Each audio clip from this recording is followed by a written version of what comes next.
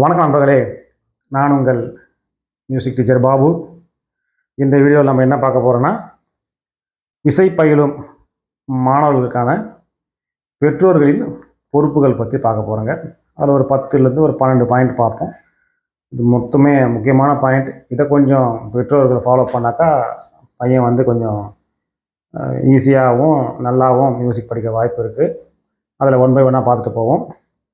அதில் ஒன்று வந்து வழக்கமான மற்றும் நேரமான வருகை. இதை நான் அடிக்கடிக்கு சொல்லுவேங்க. இசை கற்றல் தொடர்ச்சியை அடிப்படையாக கொண்டதுங்க. வகுப்புகளை தவிர்ப்பது மாணவர்களின் நினைவாற்றல், ரிதம் உணர்வு மற்றும் முன்னேற்றத்தை பாதிக்கும்.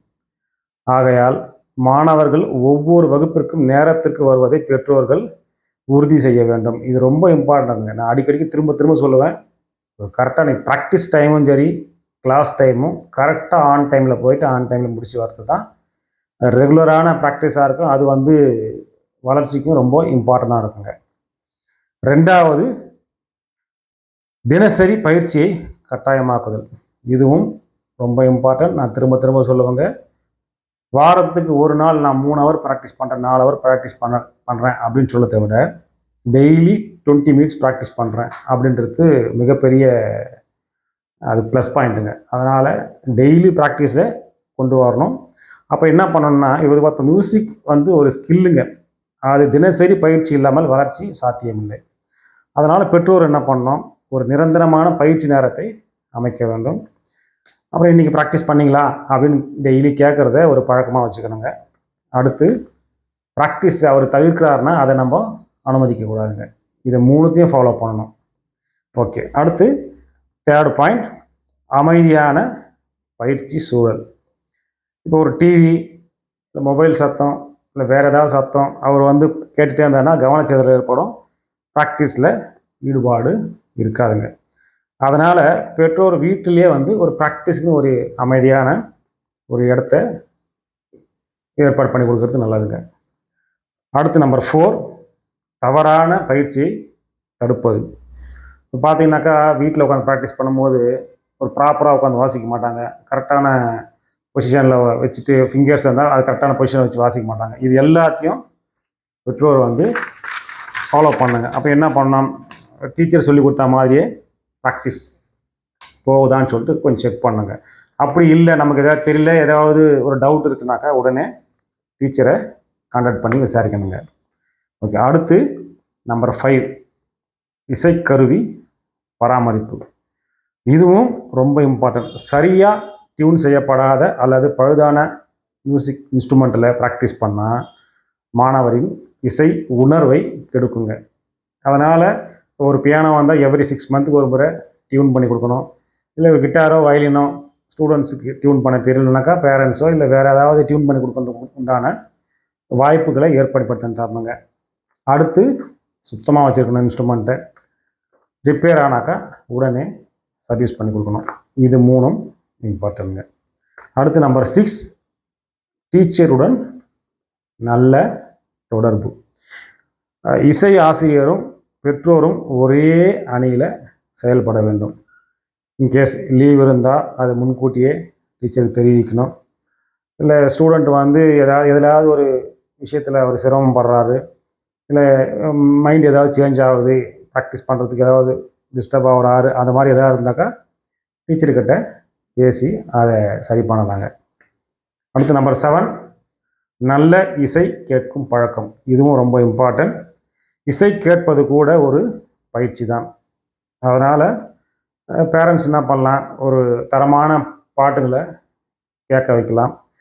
இல்லைன்னா நல்ல மியூசிஷியனோட ஒரு ஆடியோவோ இல்லை வீடியோவோ பார்க்க வைக்கலாம். அதே மாதிரி இப்போது ஒரு ஸ்டூடெண்ட் வந்து வயலின் படிக்கிறாருனாக்கா வயலின் சம்மந்தப்பட்ட ஆடியோ வீடியோ பெர்ஃபார்மன்ஸ்லாம் அவர்கிட்ட கொடுத்தாக்கா அது பார்த்தாக்கா அவர் கொஞ்சம் இன்னும் இன்ஸ்பயர் ஆகலாம், அல்லது நாலேஜும் கெயின் ஆகும். அடுத்து நம்பர் 8, நீண்ட இடைவெளிகளை தவிர்த்தல். இதுவும் ரொம்ப ரொம்ப இம்பார்ட்டன்ட்டுங்க. நான் பெரும்பாலும் பார்க்குறேங்க. இப்போலாம் சிபிஎஸ்சி ஸ்கூல்லாம் பார்த்தோம்னாக்கா மந்த்லி ஏதாவது ஒரு சைக்கிள் டெஸ்ட்டோ ஏதோ ஒரு டெஸ்ட் வைக்கிறாங்க. அப்படி வரும்போது என்ன ஆகுதுனாக்கா, ஒரு ஃபஸ்ட்டு வீக்கில் ஏதாவது எக்ஸாம் வந்துடுச்சுன்னு வச்சுக்கோங்க, ஒரு 2 நாள் லீவு போட்டாங்கனாக்கா இன்னும் ஒரு சில நேரத்தில் பார்த்தோம்னாக்கா வாரத்துக்கு ஒரு கிளாஸ் தான் போவாங்க. ஒரு 2 வாரம் அப்படி லீவ் போட்டாங்கன்னா, அடுத்த 2 வாரம் லீவ் போட்டுடலாம். எதுக்கு தேவையில்லாம ஃபீஸ் கட்டுவானே அப்படின்ற மைண்ட் செட்டுக்கு வந்துட்டு, அந்த 1 மந்த் ஃபுல்லா லீவ் எடுப்பாங்க. இது மிகப்பெரிய தப்பு. நீங்க வந்து அந்த மந்த் கட்டுற ஃபீஸ பார்க்குறீங்களா? இல்ல ஸ்டூடெண்ட்டோட வளர்ச்சிய பார்க்குறீங்களான்னு முக்கியங்க. பார்த்தோம்னாக்கா, அதில என்னென்ன பிரச்சனை வரும் அப்படின்னு பார்த்தோம்னாக்கா, ஒரு லாங் கேப் வந்தாக்கா, ஃபிங்கர் மெமரி குறையும். நான் அடிக்கடிக்கு சொல்லுவேங்க, ப்ராக்டிஸ் பண்ணி மசில் மெமரி கொண்டு வரணும்னு. ஒரு ஒரு கிட்டார் பிளேயரோ, வயலின் பிளேயரோ, இல்லை கீபோர்ட், பியானோனாக்கா ஃபிங்கர் வந்து நம்ம ரெகுலர் ப்ராக்டிஸ் இருக்கணுங்க.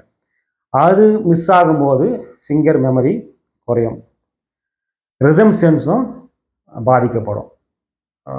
டீச்சர் ஒன்று சொல்லி கொடுத்துருப்பாருங்க, இந்த இடத்துல கொஞ்சம் டைம் மிஸ் ஆகுது, இதை கொஞ்சம் ஃபோக்கஸ் பண்ணுங்கன்னு சொல்லிட்டு. ஒரு லாங் பிரேக் எடுத்துகிட்டு மறுபடியும் வந்தாக்கா, நீங்கள் நினைக்கலாம் 2 நாள் கிளாஸுக்கு போய்ட்டோம், அடுத்த 2 நாள் தானே இருக்குது, விட்டுலான்னு போனோம்னாக்கா 2 மாதம் பின்னாடி போயிட்டு இருப்பாருங்க அவர்.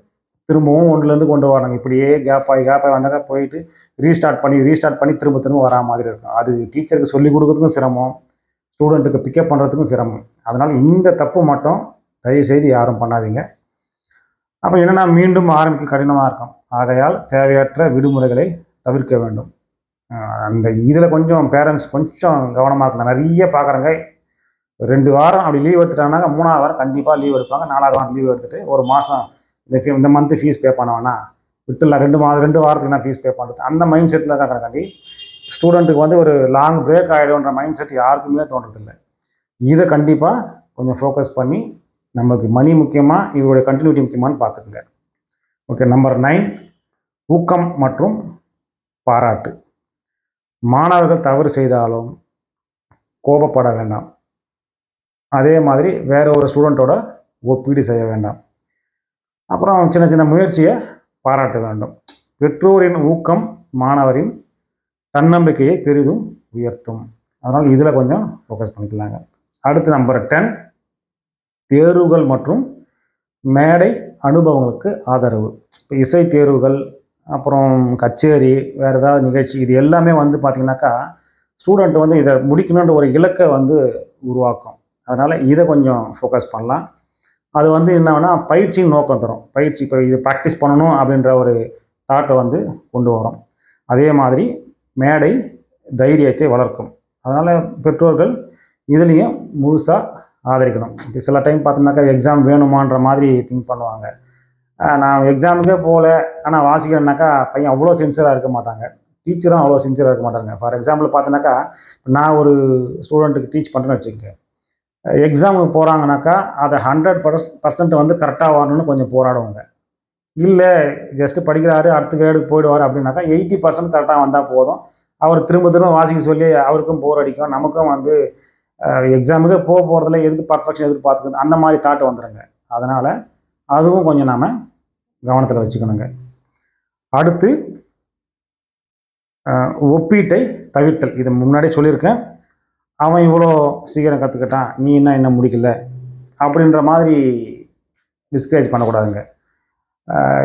யாரையும் கம்பேர் பண்ணக்கூடாது. ஒவ்வொரு குழந்தைக்கும் கற்றல் வேகம் வேறுபடும் என்பதை பெற்றோர்கள் புரிந்து கொள்ள வேண்டும். அதனால் எல்லாரும் ஒரே ஸ்பீடில் கற்றுவான்றது கிடையாதுங்க. அடுத்து நம்பர் 12, பொறுமை மற்றும் நீண்டகால பார்வை. இசை வந்து ஒரு நாள்லையோ இல்லை ஒரு மாதத்திலேயோ கற்றுக்கொள்ளும் விஷயம் அல்ல. பல ஆண்டுகள் பொறுமை, ஆதரவு, தொடர்ச்சி இருந்தால் மட்டுமே நல்ல இசைக்கலைஞராக உருவாக முடியும். அதனால் ஜஸ்ட்டு 1 மந்த்து போனால் வந்துட்டோம், நிறைய பார்ப்போங்க. இப்போ அதை 1 மாதம் 2 மாதம் தான் போவாங்க. சில பேர்லாம் பார்த்தீங்கன்னாக்கா உள்ளே ஜாயின் பண்ணும்போதே இவர் எப்போ வாசிப்பார், எப்போ பாட்டு கேட்டவொன்னே வாசிப்பார், எப்போ கம்போஸ் பண்ணுவார், இந்த மாதிரி கொஷின்லாம் வருங்க. இது வந்து ஒரு லாங் ப்ராசஸ்ங்க.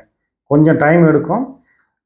எல்லாருக்கும் ஒரே மாதிரி டைம் எடுக்குன்னு சொல்ல முடியாது. சில பேர் ஷார்ட்டாகவும் இருப்பாங்க, சில பேர் லாங் டைம் எடுத்துப்பாங்க. அதனால் ஒவ்வொருத்தருக்கும் ஒரு மாதிரி வேறுபடும்.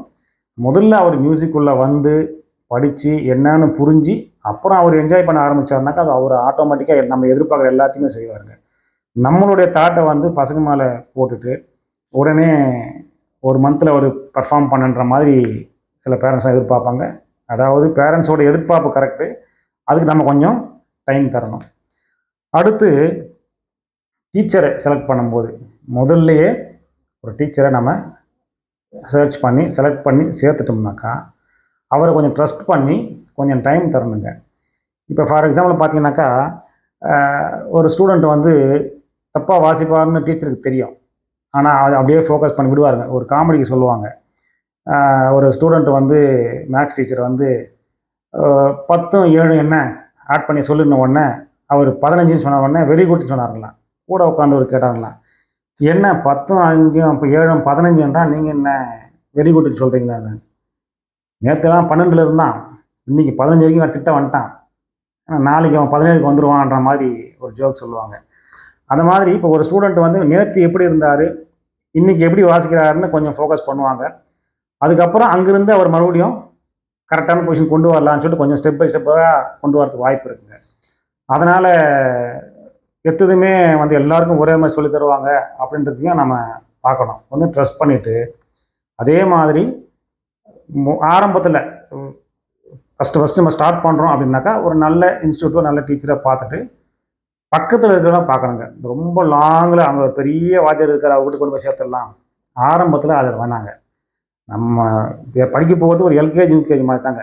அந்த குழந்தை பக்கத்தில் போயிட்டு அப்படி போயிட்டு போகிறதும் தெரிஞ்சால் வரம் தெரியாமல் வந்தால் தான் கொஞ்சம் ஜாலியாக படிக்குங்க. இங்கேருந்து கொண்டு போய் 10 கிலோமீட்டர் தாண்டி எடுத்து போய் சேர்த்து விட்டுன்னு வச்சுக்கோங்க, போயிட்டு வர்றதுக்குள்ளே டயர்ட் ஆகிடுவாங்க, அவருக்கு இன்ட்ரெஸ்ட்டே போயிடும். இது எல்லாத்தையுமே நாம் கவனத்தில் வச்சுக்கணும். முடிவுரையாக நம்ம என்ன சொல்லலாம்னா, மாணவனின் இசைப்பயணம் ஆசிரியர் மட்டுமல்ல, பெற்றோர், மாணவர், ஆசிரியர் ஆகிய மூவரின் கூட்டு முயற்சியே. பெற்றோர் சரியான வழிகாட்டிகளாக இருந்தால் இசைக்கற்றல் வெற்றிகரமாகவும் மகிழ்ச்சியாகவும் ஒரு மாணவனுக்கு அமையும் என்பதை தெரிவித்துக் கொள்கிறோம். இது எல்லாம் பயனுள்ளதாக இருக்கும். கொஞ்சம் பெற்றோரும் இதை கவனத்தை வச்சு ஸ்டூடெண்ட்டை நல்லா ஆதரிக்கணும். நன்றி, வணக்கம்.